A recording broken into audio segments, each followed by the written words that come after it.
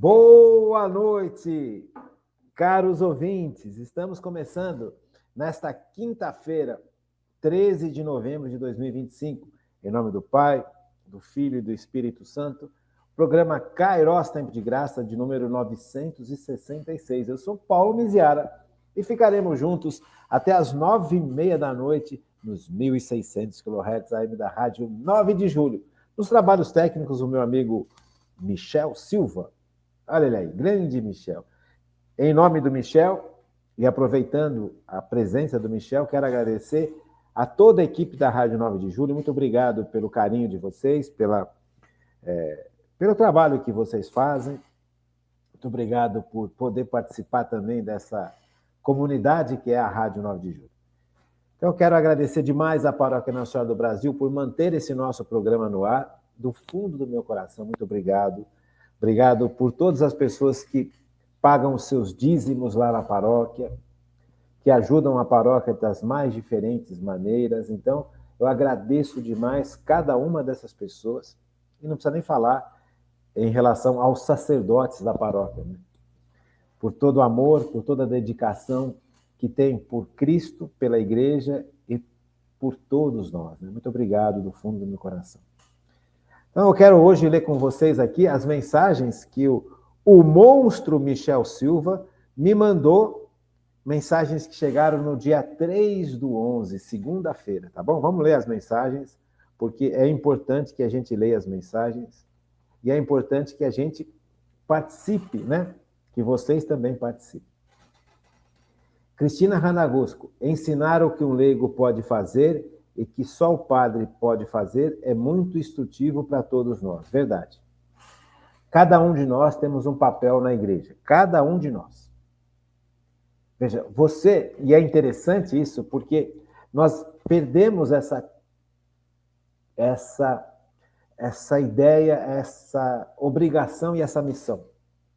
Repara, os nossos filhos, de um modo geral, né, eles são preparados para aprender a ler, escrever, ter uma profissão, mas muita gente esqueceu que todos nós temos uma missão na igreja. Nós aprendemos a ter uma profissão, veja, temos uma missão na sociedade. Agora, todos nós temos uma missão na igreja. Não é só eu, não é só você que está participando, todo católico que foi batizado e crismado recebeu de Deus a capacidade para exercer a missão que Deus reservou para ele ou para ela.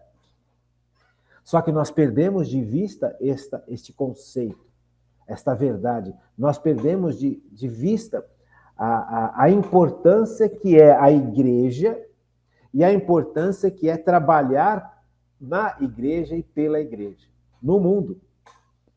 Então, isso que a Cristina Ranagusco está me falando aqui, foi a Cristina ou foi a Hanna? Deixa eu ver aqui. A Cristina. Veja, isso que a Cristina Ranagusco está falando é seríssimo.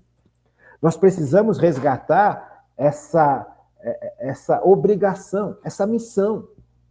Não basta você só ser médico, ser dentista, ser advogado, ser engenheiro, ser dona de casa. Isso tudo é importante. Tudo é importante. Toda a profissão é importante, o lixeiro é importante, o ferreiro é importante, o guarda de trânsito é importante, o militar é importante, toda a profissão é importante. Toda, sem exceção. Toda atividade humana exige preparo, exige estudo, exige dedicação. Isso é importantíssimo. Mas mais importante ainda é qual que é a nossa missão na igreja. Você já se perguntou qual é a sua missão na igreja? Você está aberto a ouvir de Cristo no seu discernimento espiritual, na sua vida de oração? Qual que é a missão que Deus reservou para você? E só você pode realizar essa missão dentro da igreja. Sabe, se um jovem é chamado a ser sacerdote e ele não vai ser sacerdote, ele vai ser outra coisa, a missão dele é ser sacerdote na igreja. Percebe? Quem vai substituir? Ninguém. Então, aquele sacerdócio que deveria acontecer, não acontece. Milhares e milhares de pessoas que deveriam ser batizadas, que deveriam ser crismadas, que deveriam ouvir as homilias, que deveriam receber o perdão dos pecados, que deveriam ser orientadas, por aquele sacerdote, não vão ser. Se você for chamada a ser uma irmã, uma religiosa, uma série de alunas que estariam estudando nessa sua escola não receberão a sua presença, a sua formação, o seu ensino. Veja, aquilo que nós somos chamados a fazer, só nós somos chamados a fazer. Ninguém pode substituir a gente. Então, é importantíssimo, importantíssimo que o Kairos, Tempo de Graça, toque o seu coração nesse sentido também. Se nós não arregaçarmos as mangas, aqui, arregaçar as mangas, fazer isso aqui, ó, arregaçar as mangas, e realizarmos aquilo que Deus quer que a gente realize na igreja, como leigos. Se eu não evangelizar, quem que vai evangelizar no meu lugar? Veja, tem um monte de outras pessoas que evangelizam.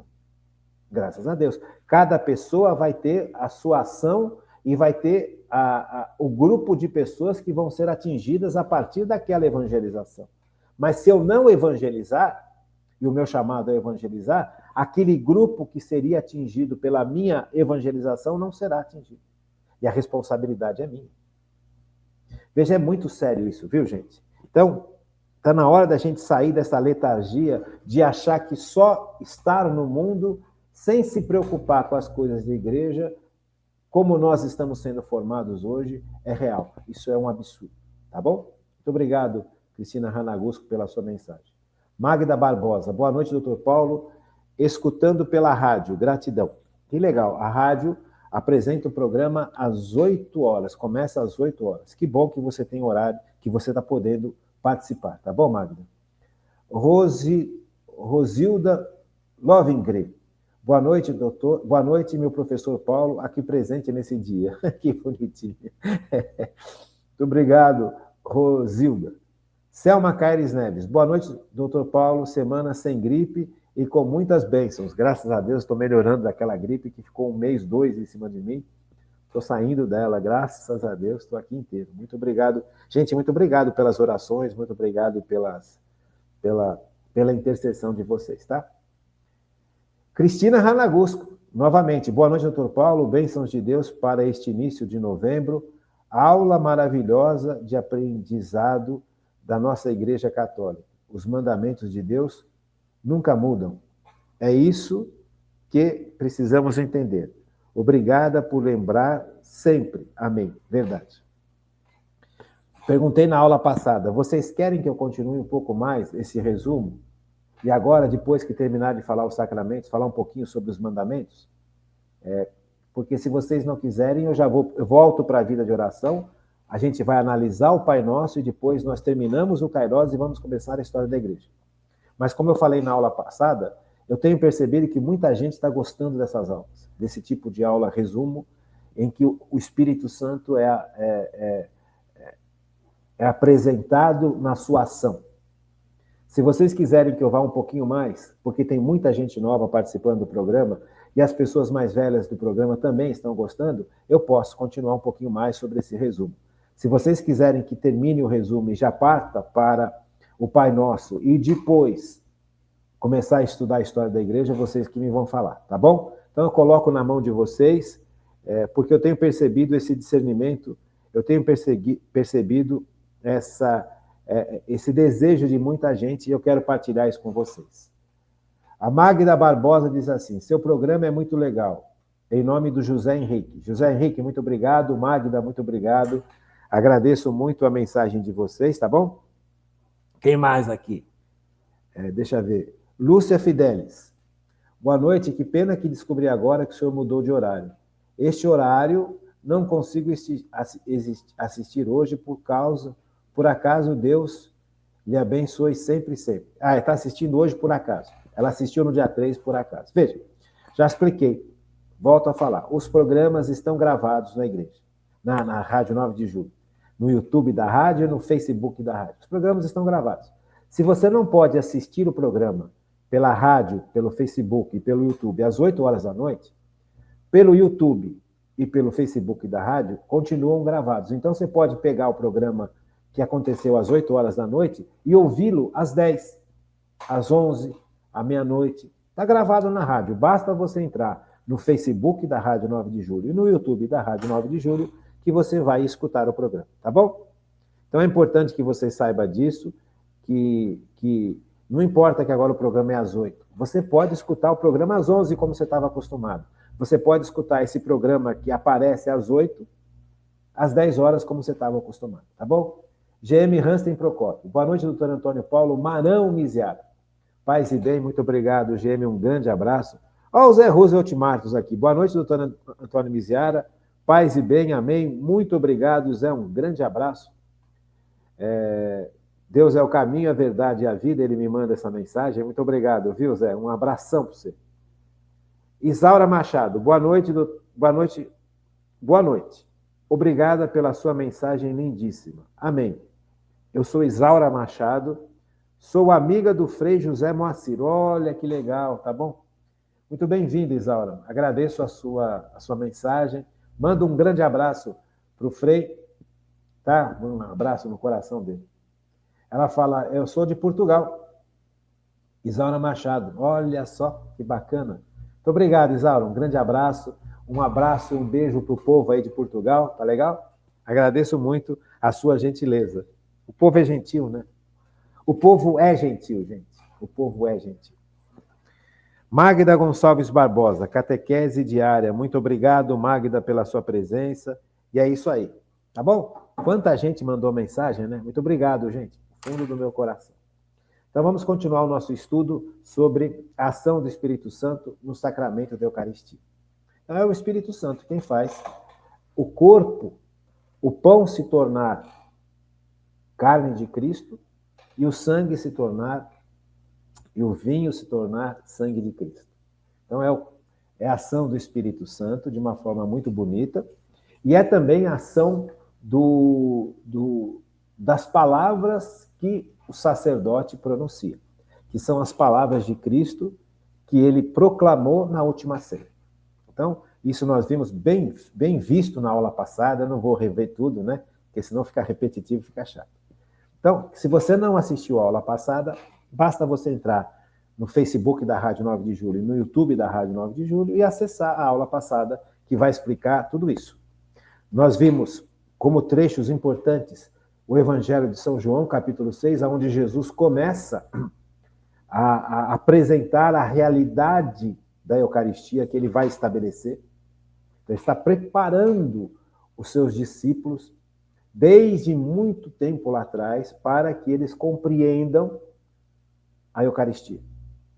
Coisa que muita gente não compreende até hoje. Então, Jesus ele trabalhou os seus discípulos de forma muito amorosa para que os seus discípulos pudessem entender o que é a Sagrada Eucaristia. Então, você começa a ver Jesus preparando os seus no Evangelho de São João, capítulo 6, quando ele fala, o meu corpo é uma verdadeira comida e o meu sangue é uma verdadeira bebida. Quem não comer do meu corpo e não beber do meu sangue não fará parte de mim, não fará parte comigo. Vamos pegar lá Evangelho de São João? Evangelho de São João 6. Sempre bom a gente relembrar esses trechos que são importantíssimos, não só para o nosso estudo da Bíblia, mas como nosso estudo de catecismo, mas como vida. Veja, então Jesus, capítulo 6 de São João, versículo 53. Então Jesus lhes disse, em verdade vos digo, em verdade vos digo. Ou seja, isso aqui é algo extremamente importante. Toda vez que você vê na Bíblia, em verdade, Jesus está sendo enfático. É uma verdade absoluta, inquestionável. Então é o próprio Cristo que está enfatizando. Em verdade vos digo. Ele não falou só uma vez em verdade, ele falou duas vezes. Em verdade vos digo. Se não comerdes a carne do Filho do Homem e não beberdes o seu sangue, não tereis a vida em vós mesmos. Quem come a minha carne e bebe meu sangue tem a vida eterna, e eu ressuscitarei no último dia. Pois a minha carne é verdadeiramente uma comida e meu sangue é verdadeiramente uma bebida.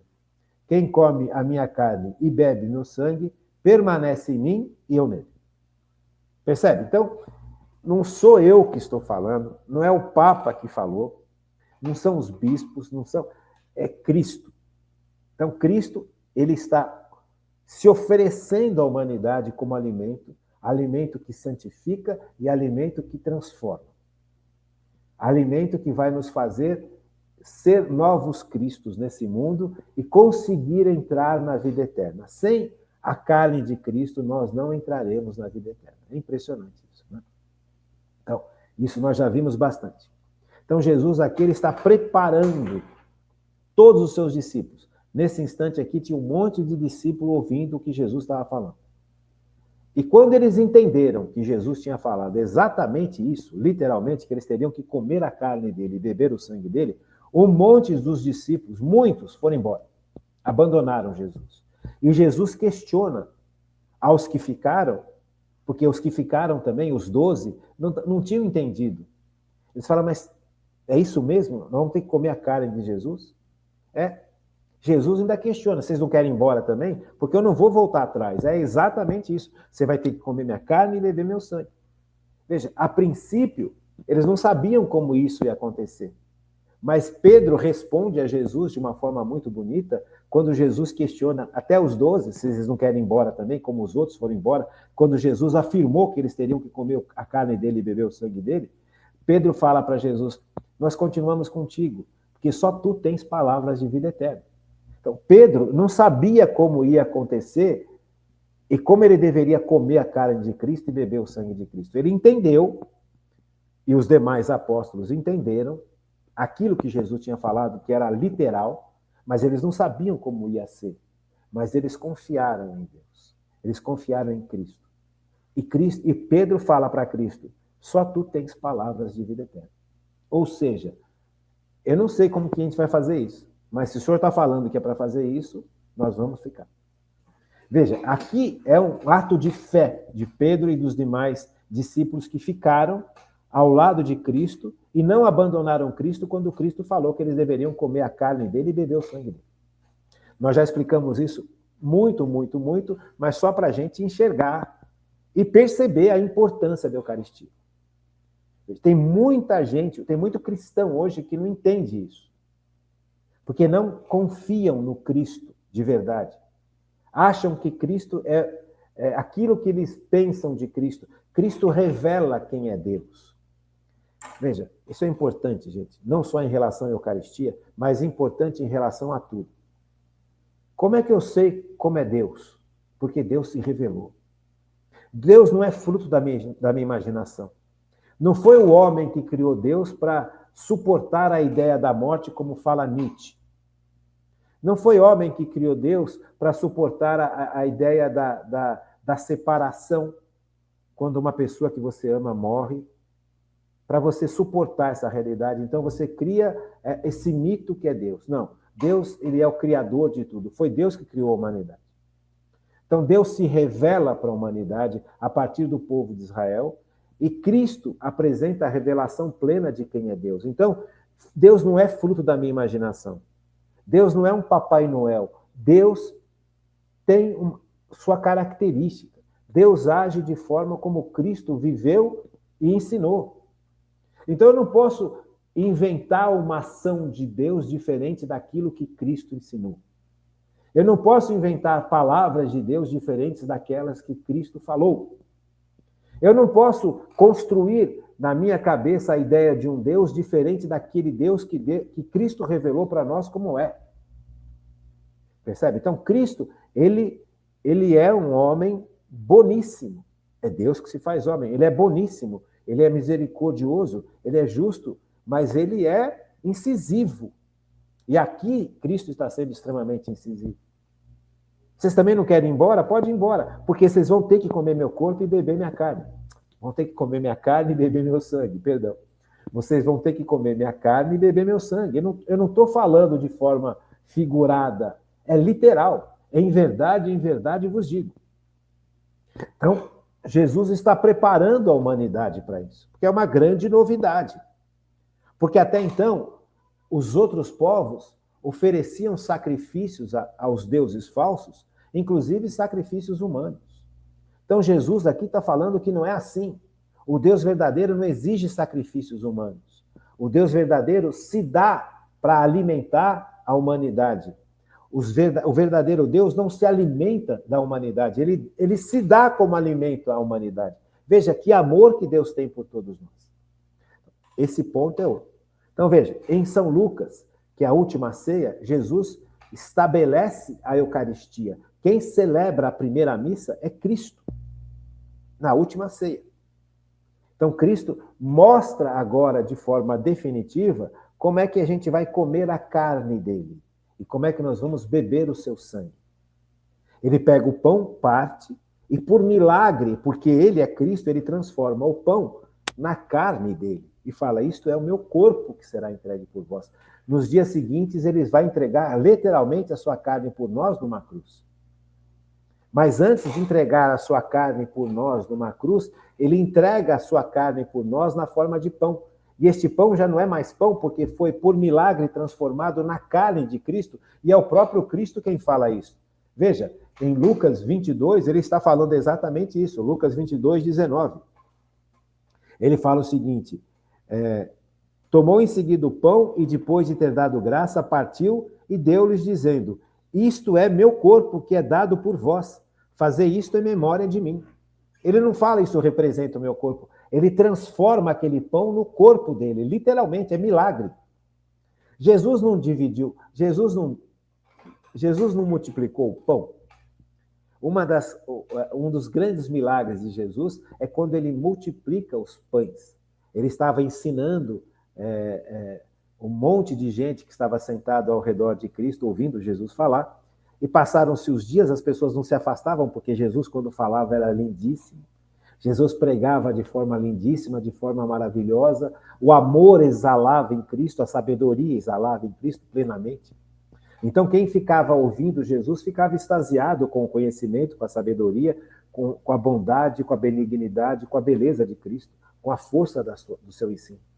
Então, eles ficavam dias e dias ouvindo Jesus. Aí chegou uma hora que os próprios discípulos falaram para Cristo, Senhor, eles não têm o que comer, já estão aqui faz tempo.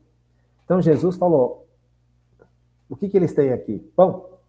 Então, eles pegaram o pão, Jesus pegou o pão, partiu o pão e começou a dar esse pão. E alimentou milhares de pessoas. Veja, ele multiplicou os pães. Não foi que a comunidade se cotizou e deu um pouquinho de comida para cada um. Não, é milagre.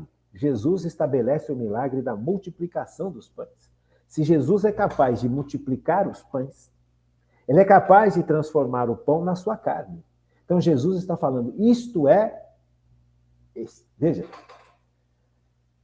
tomou o pão, deu graças, partiu e deu-lhes dizendo, isto é meu corpo que é dado por vós. O sacerdote, na pessoa de Cristo, na missa, faz a mesma coisa.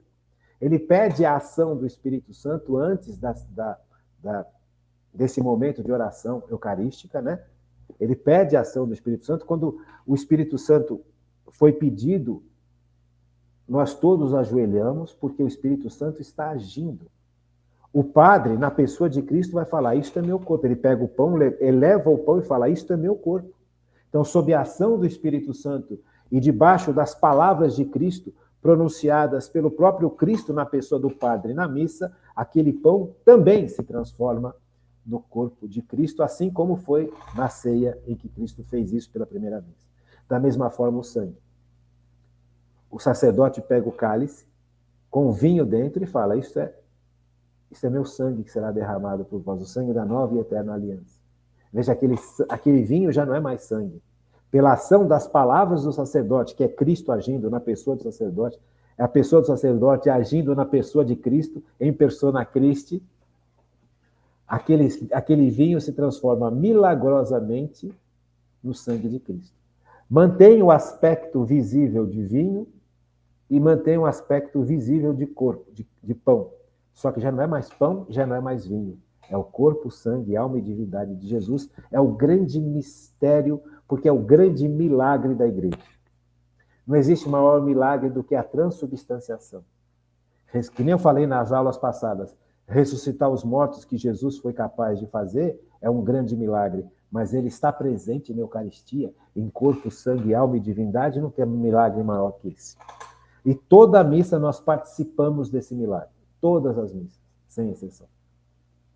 Cada missa é uma atualização do sacrifício que Cristo realizou na cruz. Atualização. Traz para o dia de hoje e oferta ao Pai o seu corpo e o seu sangue em favor da humanidade.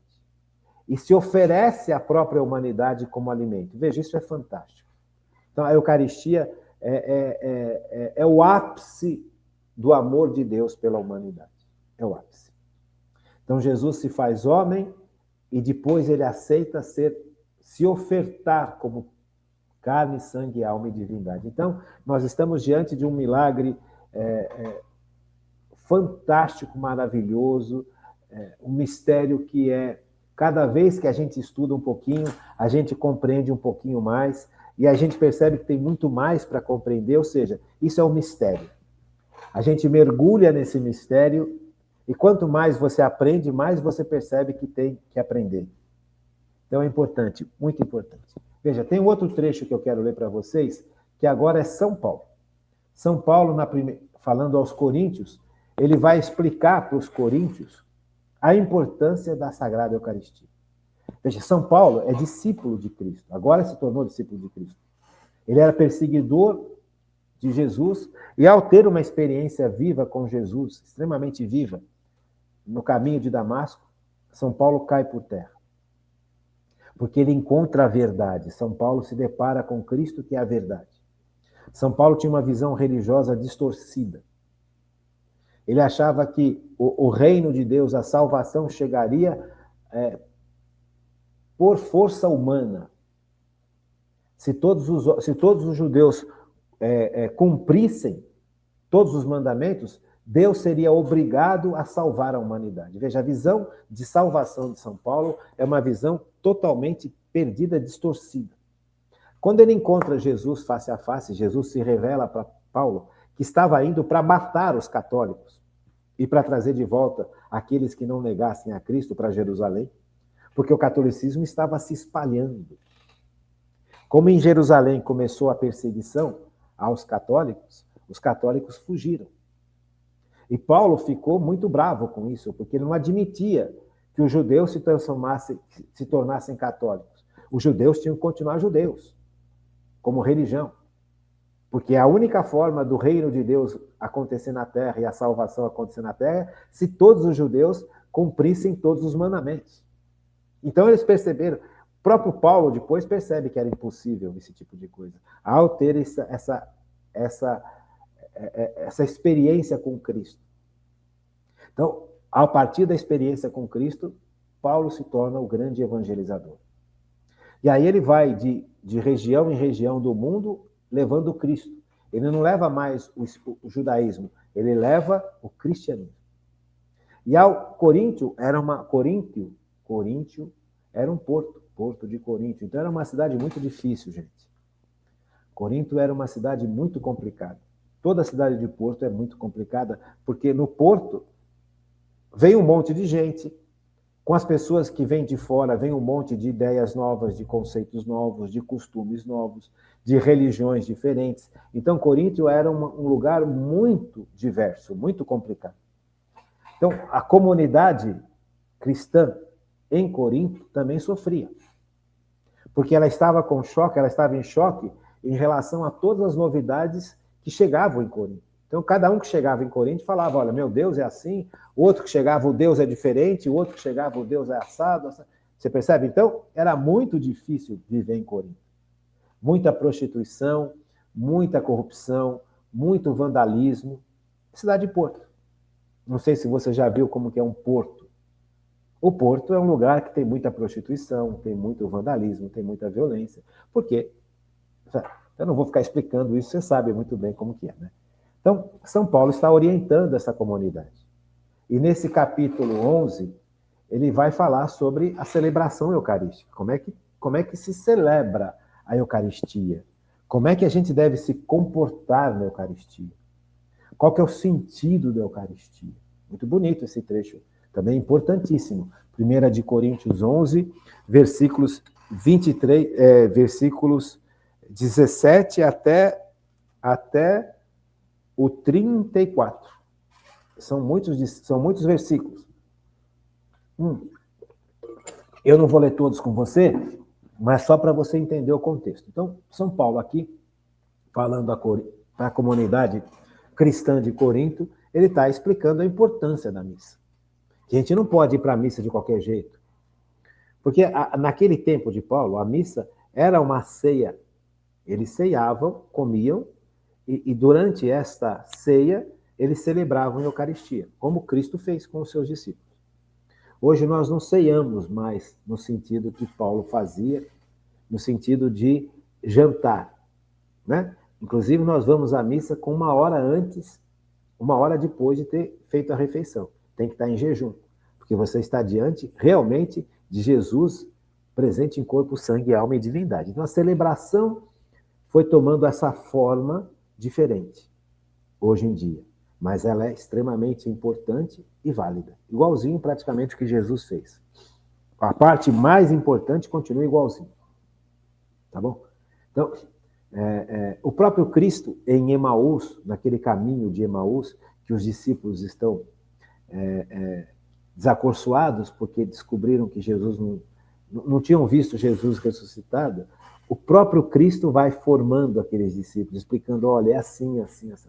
E São Paulo também está ensinando aquela comunidade a participar de forma adequada da missa. Você vai ler do capítulo 11, do versículo 17, em seguidas, eu vou ler a partir do versículo 23.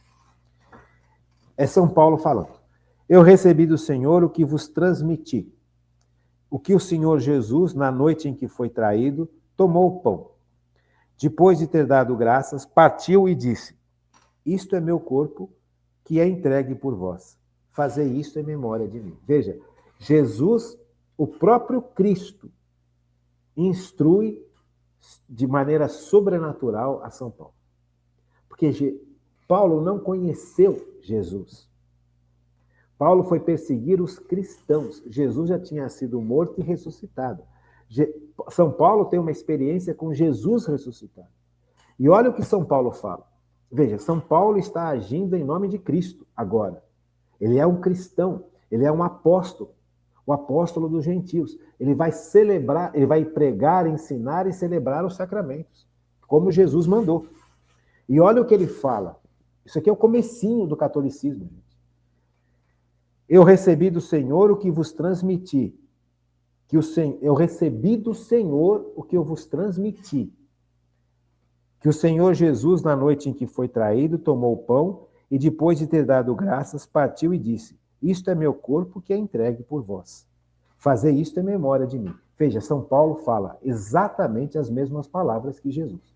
Então, São Paulo, ele está sendo eco daquilo que Jesus ensinou e mandou os discípulos fazerem. São Paulo está obedecendo, literalmente. Veja como é importante, como são importantes as palavras.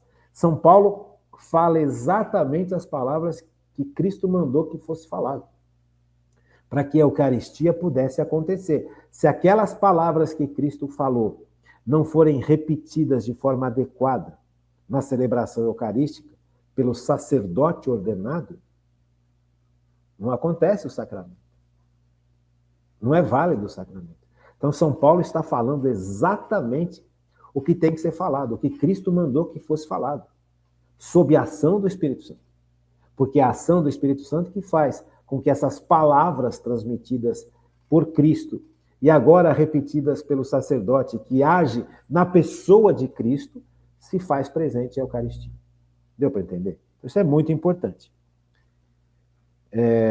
Do mesmo modo, também, depois de haver ceado, tomou o cálice, dizendo, este cálice é a nova aliança no meu sangue. Todas as vezes que o beberdes, fazei em memória de mim.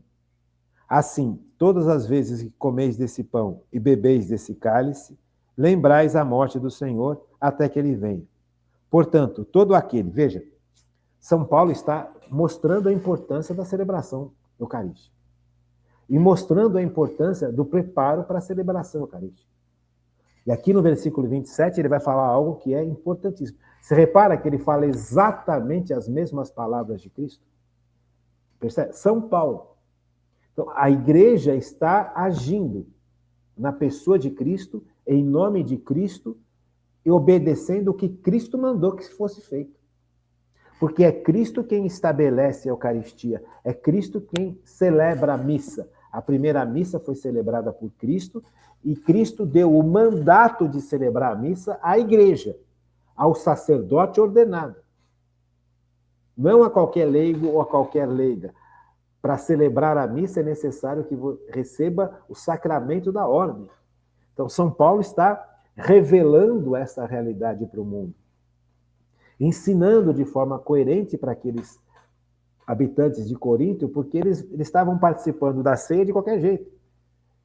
Veja, não é uma ceia, é a celebração eucarística. Não é um jantarzinho, não é uma imagenzinha, não é uma cenazinha, não. É a presença real de Cristo em corpo, sangue, alma e divindade. São Paulo está aqui sendo extremamente professor. Você não pode ir de qualquer jeito para a missa. Você não pode participar da missa de qualquer jeito. Veja o que fala no versículo 27 do capítulo 11 de Coríntios, da primeira carta de São Paulo aos Coríntios. Portanto, veja como isso é sério. Portanto, todo aquele que comer o pão ou beber o cálice do Senhor indignamente será culpável do corpo e do sangue do Senhor. Aqui São Paulo, ele está sendo realista. Ele está falando, olha, se você não pode comungar de qualquer jeito. Veja, percebe como a igreja é coerente ao longo de 2000 anos? Você não pode comungar cheio de pecado, você não pode comungar de estômago cheio, você não pode comungar de qualquer jeito, vestir qualquer roupa. Você não está diante de um espetáculo, você está diante de um milagre, de uma ação sobrenatural tão profunda, tão grande, tão perfeita, que permite que Jesus esteja presente em corpo, sangue, alma e divindade, tanto naquele pão quanto naquele pouco de vinho. Porque já não é mais pão, é carne de Cristo. É o sangue preciosíssimo de Jesus, o mesmo sangue que correu da cruz e lavou os nossos pecados. A mesma carne que foi dilacerada pelos chicotes e pela cruz, pela coroa de espinho e pela cruz. Isaías teve, séculos antes, a graça de ver Cristo crucificado, massacrado pelos nossos pecados. Então, é a carne de Cristo, é o sangue de Cristo. Então, São Paulo aqui está sendo extremamente didático. Veja, portanto, todo aquele que comer o pão ou beber o cálice do Senhor indignamente será culpável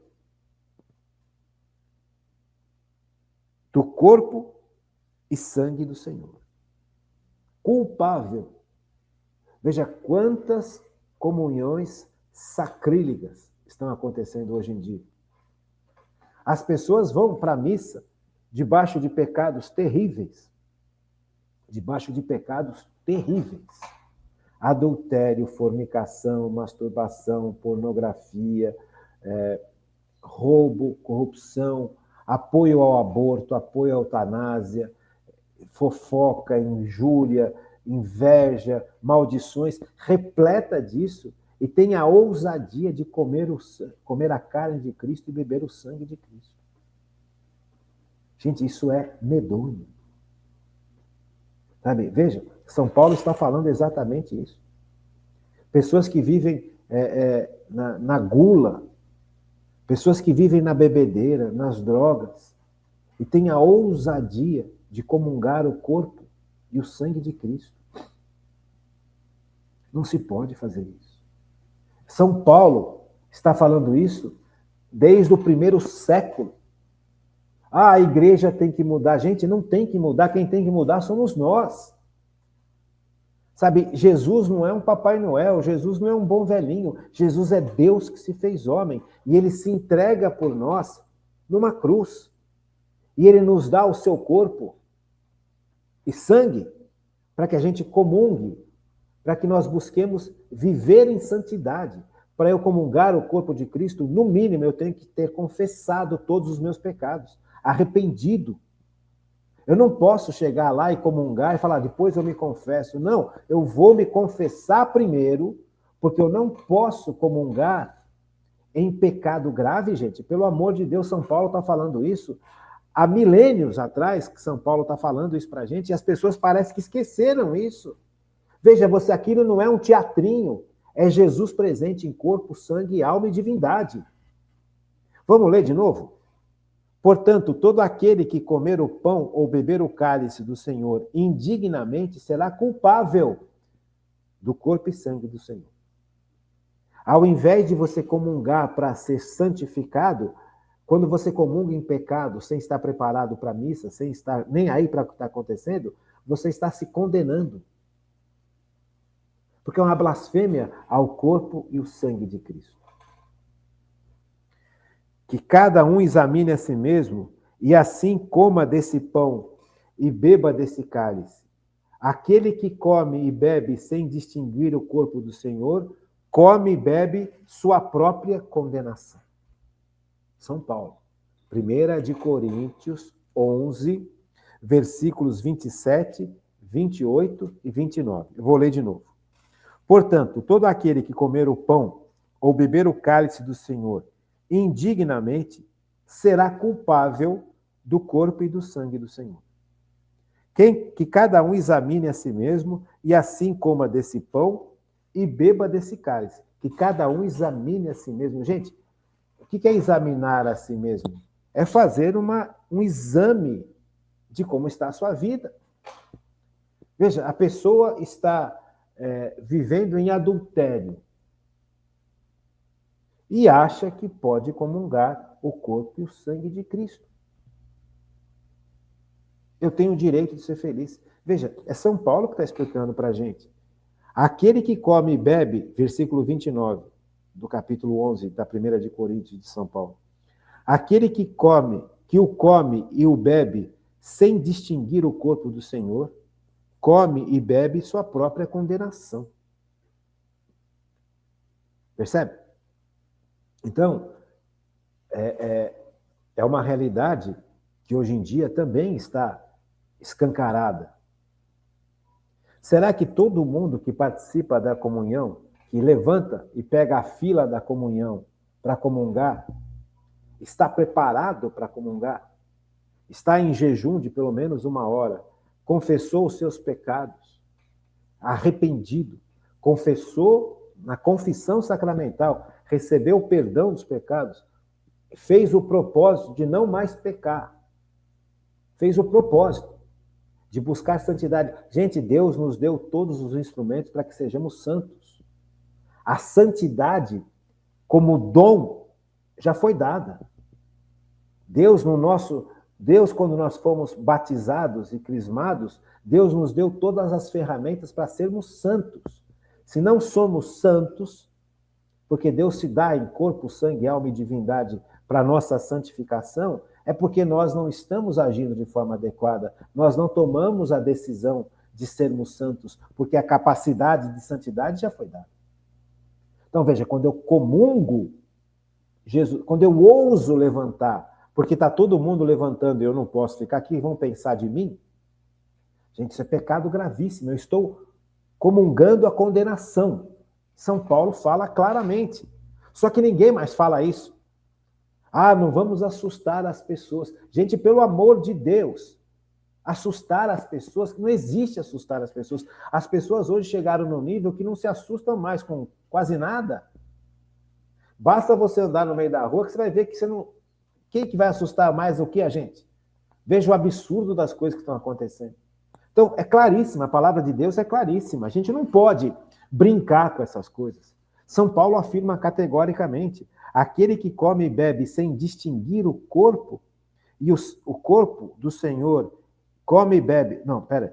Aquele que come e bebe sem distinguir o corpo do Senhor, come e bebe sua própria condenação. Esta é a razão porque entre vós há muitos adoentados e fracos, e muitos mortos. Se nos examinemos a nós mesmos, não seríamos julgados. Se nós examinássemos a nós mesmos, não seríamos julgados. Mas sendo julgados pelo Senhor, Ele nos castiga para não sermos condenados com o mundo. Veja, então é importante que você faça uma análise da sua vida e comungue em estado de graça. Vamos pegar aqui, vamos voltar aqui para o segundo bloco. Vamos pegar o Catecismo da Igreja Católica, o resuminho. Eu estou lendo para vocês, nesses resumos que nós estamos fazendo, os resumos que estão no próprio Catecismo. No Catecismo, você tem o título do tema. Sacramento da Eucaristia. Então, você tem toda a explicação do sacramento da Eucaristia. São páginas e páginas e páginas do Catecismo da Igreja Católica nos ensinando sobre o que é a Eucaristia. No final do capítulo sobre a Eucaristia, tem um resuminho dos pontos mais importantes que foram estudados longamente.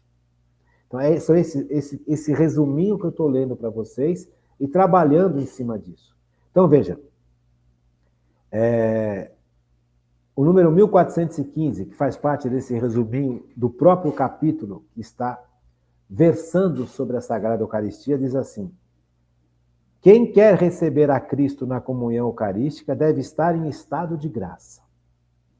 Se alguém tem consciência de ter pecado mortalmente, não deve comungar a Eucaristia sem ter recebido previamente a absolvição no sacramento de penitência. Veja, não sou eu que estou falando. É a Igreja Católica que está falando. Se um padre fala diferente disso, gente, reze pelo padre. Ele não vai brigar com o padre. Porque tem padres, por incrível que pareça, que não acreditam mais que Jesus está presente na Eucaristia. Assim como tem leigos católicos que também não acreditam mais que Jesus está presente na Eucaristia. Eles veem a Eucaristia não como foi explicado nesses programas todos. Eles enxergam a Eucaristia como se fosse um símbolo, assim como os protestantes. Por isso que existe uma corrente que é muito combativa dentro da Igreja Católica, que fala sobre a protestanização da Igreja Católica. Veja, da mesma forma que Lutero errou e levou um monte de cristãos a errarem junto com ele, essa tentação está acontecendo também dentro da Igreja Católica. Você pega nos Estados Unidos, tem muitos sacerdotes, isso são trabalhos feitos, são análises feitas de forma correta, levantamentos que a própria Igreja Católica faz. Você tem que buscar isso na internet. Não adianta só eu falar. Nós temos que estar a par das coisas que estão acontecendo. Veja, isso é gravíssimo. A mesma tentação que levou Lutero a cometer erros brutais também está incidindo dentro da igreja hoje, da Igreja Católica. Você pega nos Estados Unidos, uma grande parte dos sacerdotes americanos, eu não me lembro mais o número exato, então não vou falar o número para não correr risco.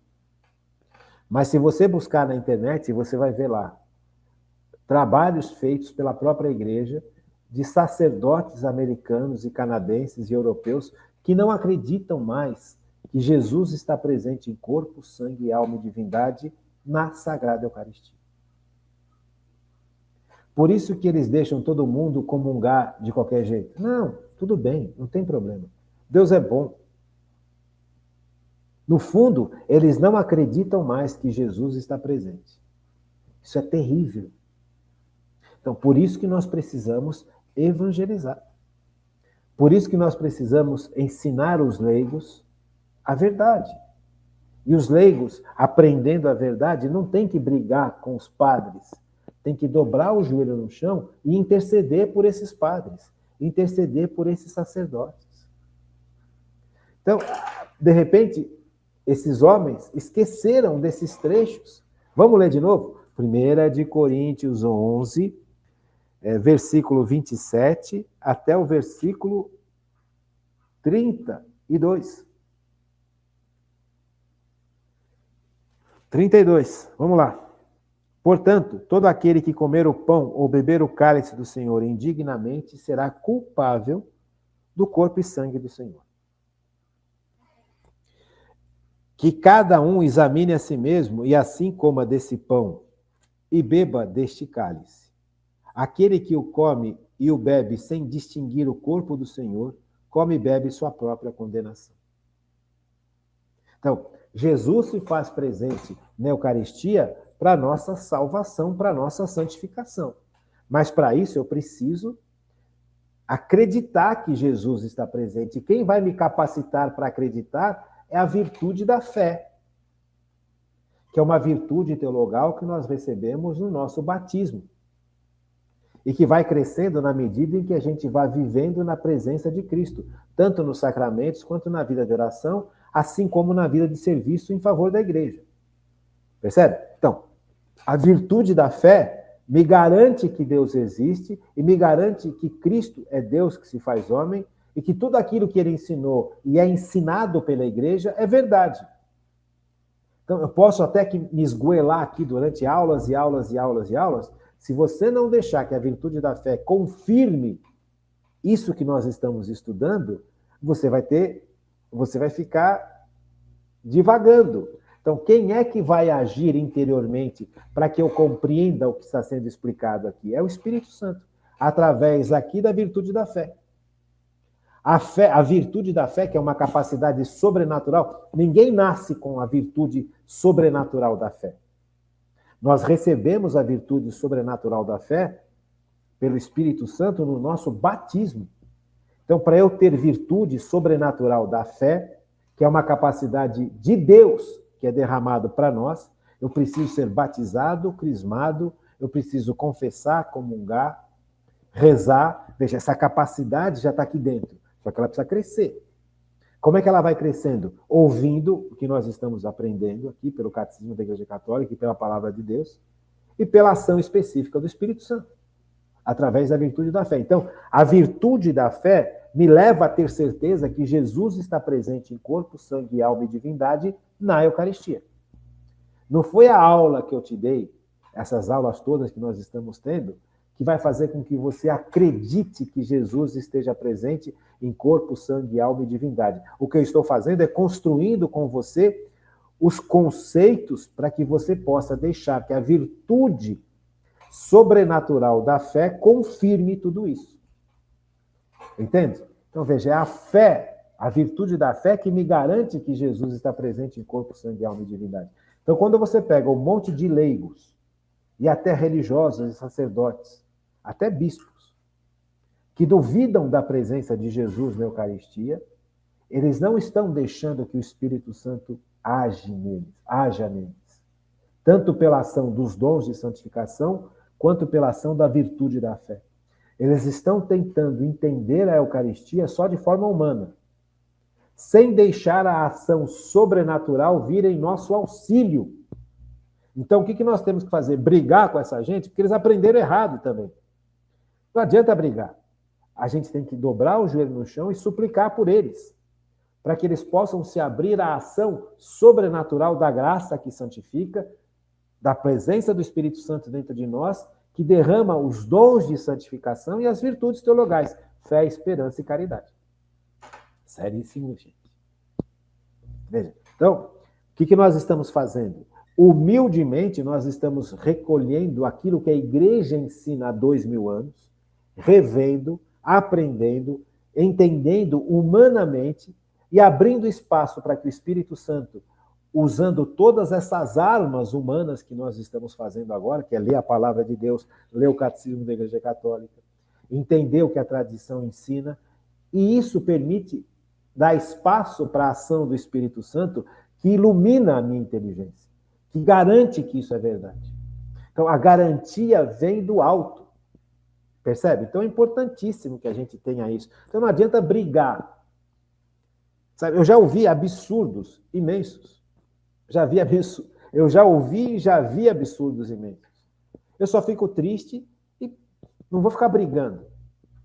Se eu tiver uma oportunidade adequada, se eu participar de uma comunidade, graças a Deus, a comunidade religiosa que eu pertenço, que eu participo, que é a Paróquia Nossa Senhora do Brasil, é uma paróquia eucarística. Os sacerdotes têm um amor sobrenatural pela Eucaristia. Os sacerdotes da minha paróquia, da paróquia onde eu vivo com a minha família, têm um amor sobrenatural por todos os sacramentos. Tem um amor sobrenatural humano e sobrenatural em relação à palavra de Deus. em relação à igreja. Então, eu sou uma pessoa privilegiadíssima. Eu fui participar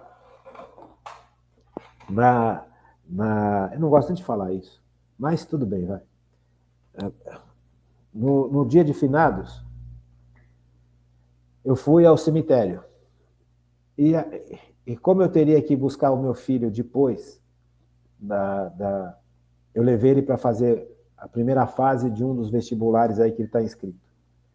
Então eu tinha hora para ir buscá-lo. Então não ia dar tempo de sair do cemitério para ir participar da missa na minha paróquia. Estava tendo uma missa, estavam celebrando algumas missas no cemitério onde o jazigo da minha família estava.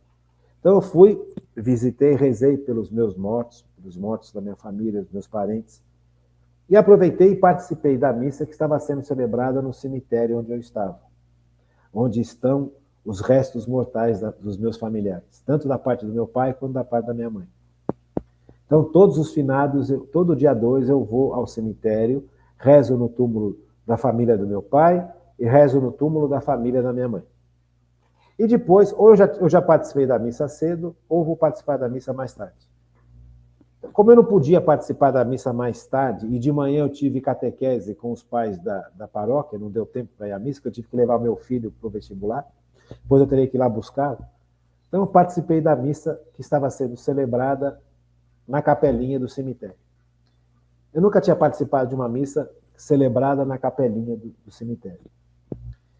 E o sacerdote, ele estava fazendo a explicação dele, e ele falou uma coisa lá, uma hora, que eu falei, meu Deus, não está de acordo com o catecismo da Igreja Católica, o que ele está falando. Eu vou fazer o quê? Eu vou levantar no meio da missa e vou brigar com o sacerdote? Claro que não. Sabe, o que a gente pode fazer? Eu participei da missa, comunguei, fui embora de forma adequada, sem brigar, sem discutir. Eu não tive oportunidade de conversar com esse sacerdote. Ele estava conversando, acabou a celebração, ele estava conversando com as pessoas que aparentemente ele conhecia, eu não tinha acesso a eles, não sei de onde que ele é direito, só sei que ele é um sacerdote de uma ordem religiosa, que eu não vou falar também qual. Então esse sacerdote falou uma coisa que para o catecismo da Igreja Católica não estava certo. Você percebe? Ou eu não entendi direito o que ele falou, ou ele falou algo que estava fora do catecismo da Igreja Católica. Eu vou brigar com ele? Não. A celebração eucarística ele fez direitinho. Ele celebrou de forma litúrgica. Então eu não vou ficar discutindo. Eu não tenho acesso para discutir. Se eu tivesse acesso a esse sacerdote, eu ia conversar com ele com calma. Olha, padre, eu não entendi o que o senhor falou. Aquilo que o senhor falou na homilia, ou eu não entendi direito, ou eu não concordo com o que o senhor falou. Mas faria isso com respeito, com dignidade, porque ele é um sacerdote de Deus. Então, o que eu posso fazer? O que eu estou fazendo com vocês hoje?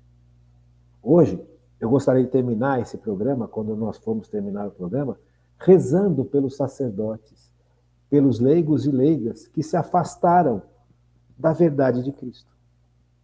No Brasil e fora do Brasil. É o que a gente pode fazer. Entende? Então, é pedir e suplicar para que o Espírito Santo possa encontrar no coração de todos nós espaço para confirmar essas coisas todas que nós estamos estudando. Isso não é brincadeira. Então, eu não posso comungar sem estar em estado de graça, de qualquer jeito. Gente, os padres da nossa paróquia pedem encarecidamente que nós vamos para a missa preparados, nesse sentido. Eles se colocam a serviço da confissão o domingo inteiro. A semana inteira tem padre lá na igreja para confessar. E chega domingo, nas várias missas que são celebradas na Paróquia Nacional do Brasil aos domingos, enquanto um padre está celebrando a missa, tem pelo menos 1 ou 2 padres confessando as pessoas. Então não tem desculpa. Na nossa paróquia não tem desculpa. Os padres, eles pedem encarecidamente, se preparem para a celebração eucarística. Nós estamos diante de Jesus presente em corpo, sangue, alma e divindade. Venham confessados, ponham uma roupa adequada. Sabe, você está diante do Senhor dos Senhores, do Rei dos Reis. Não precisa de roupa chique, de marca, não precisa de tênis de marca, bolsa de marca. Não é isso. Uma vez eu falei isso numa das formações, um jovem ficou muito bravo comigo e falou, vai, aqui na Nossa Senhora do Brasil, as pessoas vêm com bolsa de 20 mil reais. Eu falei, mas não estou falando isso. Eu estou falando para a gente pôr o melhor que nós temos para Deus. Eu não estou falando para a gente usar roupa de marca, acessório de marca, carésimo. Eu não estou falando isso. Eu estou falando para a gente usar uma roupa adequada. Por exemplo, você marcou uma audiência com o Papa, você vai de tênis e camiseta e bermuda para falar com o Papa? Agora, você está diante de Jesus Eucarístico, corpo, sangue, alma e divindade. Você vai de bermuda e chinelo. Veja, é uma falta de respeito ao sacramento. É uma falta de respeito à presença de Jesus na Eucaristia. Sabe, Jesus, ele é o nosso tudo. É um sinal de amor, de respeito, se vestir adequadamente perante Jesus na Eucaristia. Você marcou uma audiência com o governador do estado. Você vai de camiseta e chinelo, havaiana? Você vai usar uma roupa adequada. Uma calça, uma camisa. Se tiver frio, um paletó, um sapato. Não precisa de luxo, mas também você não pode ir de qualquer jeito. Agora, você vai encontrar o Senhor dos Senhores, o Rei dos Reis, a salvação, Deus que se faz homem de qualquer jeito, na celebração eucarística. Pelo amor de Deus. Eu não estou falando que você não pode entrar de bermuda na igreja. Não deve. Porque na igreja, Jesus está presente em corpo, sangue, alma e divindade na Eucaristia, que está guardada lá no sacrário. A luzinha vermelha está acesa. Então eu tenho que ter respeito. Esse respeito precisa ser, de novo, reconquistado, porque nós estamos diante de Deus. Então, gente, muito cuidado, muito respeito e muito amor. Ah, quer dizer que se eu for de camiseta, Jesus não vai me ouvir? Claro que vai. Vamos supor que a única roupa que eu tenho é uma camiseta e uma bermuda.